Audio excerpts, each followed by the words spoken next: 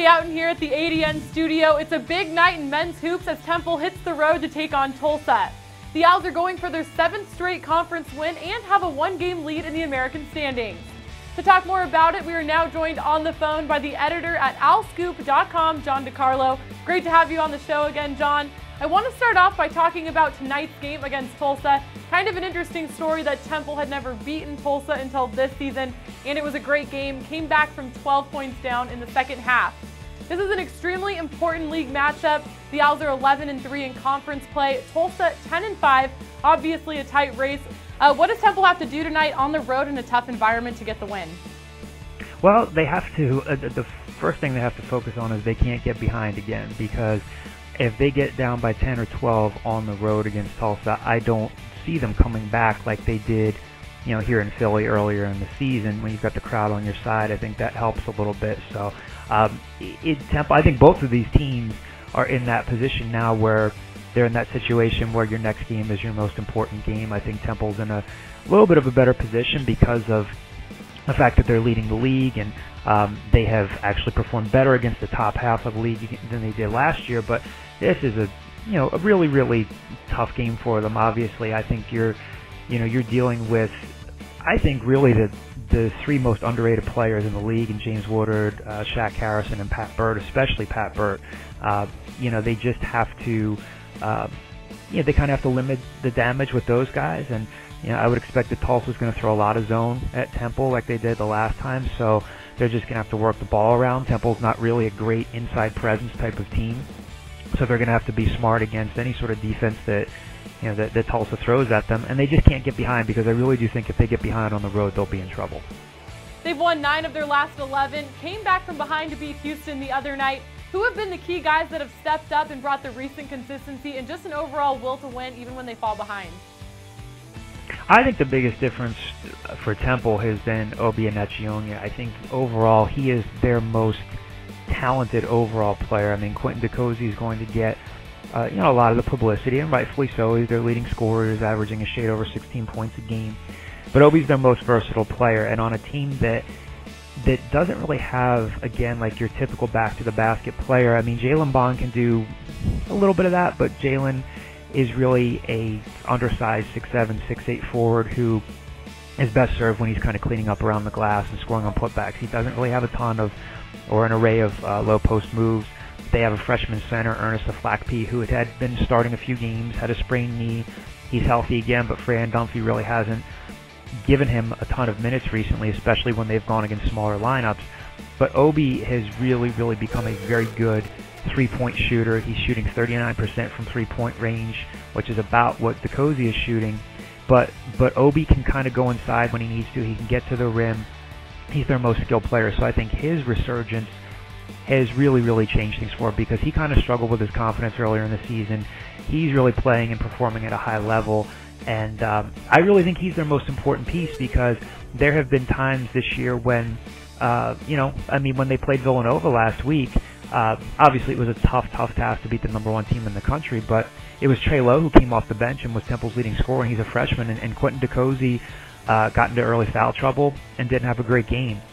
I think now that DeCozy is a senior, there's been a certain level of scrutiny that's been placed upon him. I mean, he took kind of an ill-advised late three-pointer that just really got swatted right back in his face against Houston late in the game, and he doesn't get a ton of lift on his shot. So every once in a while, DeCozy will be subject to one of those decisions where you're thinking, what was he thinking there? There's sometimes a critical turnover, but other times he hits a big shot. So he's obviously critical to their success, but I think Obi Anachionyia has been the biggest piece to Temple really starting to turn the corner here. Yeah, and let's talk about head coach Fran Dunphy for a second. He achieved a major accomplishment this season, becoming the all-time winningest coach in Philadelphia Big Five history. What has Dunphy been able to do so well with this year's team? What do you think he emphasizes night in and night out? I think it's probably, Haley, I think it's probably been one of his most interesting seasons, because he's always been a pretty self-aware coach. I'll give him that. And he has no bones about saying, he said at the beginning of the season, I think he and some of his players have said it now, we're sometimes capable of beating anybody, and we're sometimes capable of losing to anybody. I mean, when you look at the fact that they beat SMU, and then, I think the collective fan base here in Philly was saying, okay, don't have a letdown, don't have a letdown. Then they had a letdown. They lost to East Carolina, and they've been so up and down. Now, again, they're starting to turn the corner again. But I think in Fran's case, I think he has done a couple of things well. Number one, he hasn't been afraid to play as freshman. He's worked with a lot of different combinations with the starting lineup. He started Sean Alston at some points. He started Trey Lowe at some points. He's even went through that period where he was giving Ernest Flackby some starts. He's worked with Obi coming off the bench. He's worked with Obi in the starting lineup. So he hasn't been stubborn in terms of trying different combinations. And I think he's gotten out of a lot out of a team that, while it's good, it has some flaws. Like we said, they're not really a great low post team. They kind of, in some cases, will live and die by the jump shot. Granted, a lot of college basketball teams do, but I think he's been very adaptable.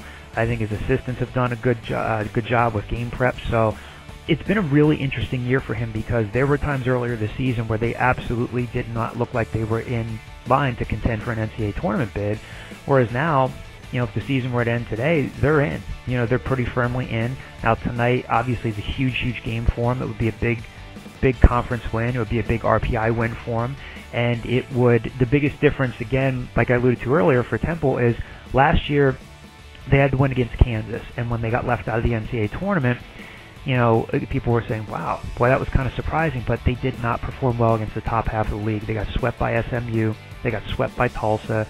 I think they split with Cincinnati. And when they had a chance to make life easier for themselves down the stretch, they couldn't beat SMU. They couldn't beat Tulsa. This year, completely different. They've swept UConn. They've swept Cincinnati. They have 2 top 25 conference road wins. You beat SMU in the one time you play them.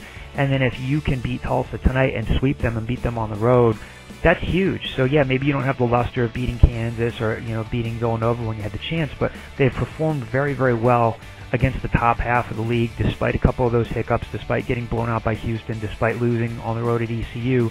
So I think he should be commended for that, and kind of righting the ship on a season that has definitely had its share of ups and downs. But we'll see how they do tonight. You just touched on it, but lastly, it's creeping up. Only 4 games left on the schedule. According to the standings, this is the toughest game left until the American Championship Tournament. The postseason is something that kind of haunts this team. They were on the bubble last year, just missed a bid and made a deep run in the NIT. Is Temple a sure into the NCAA tournament? As we're talking now, Haley, yes. Do I think if they lose against Tulsa tonight, does it kill their tournament chances? No. I think it would help them even more if they beat them. They just have to, I think, avoid bad losses down the stretch. Would this be a bad loss? No, I don't think so. But you can't lose. I mean, they've got to beat UCF. They've got to beat Memphis. They absolutely have to beat Tulane. And I don't think they can bow out, in the conference tournament. And things are obviously going to be interesting in the conference tournament with no SMU with the postseason ban. So as of now, yeah, I think they're actually on pretty solid footing because of how they performed against the top half of the league, because of how they're finishing out. But it's certainly going to be an interesting next couple of weeks, because this may be a 2-3 bid league. We'll see, how things can get crazy in March. But I think they're on solid footing right now. But just because of how slightly erratic they've been at times, I'm not ready to completely trust that sentiment just yet. So we'll see how it goes. But as of now, I think they're on solid footing. But they still have some work to do. Yeah, well, it's definitely going to be an interesting last couple weeks of the season. I think anything could happen in this year's American Championship. Well, thanks again for taking the time to talk to us today, John. No problem, Haley. Glad to do it. Thank you. Again, John DiCarlo, owlscoop.com. You can catch tonight's Hoops action at 7 p.m. Eastern, 6 Central on ESPN News. And we'll have full coverage and highlights following the game right here on the American Digital Network.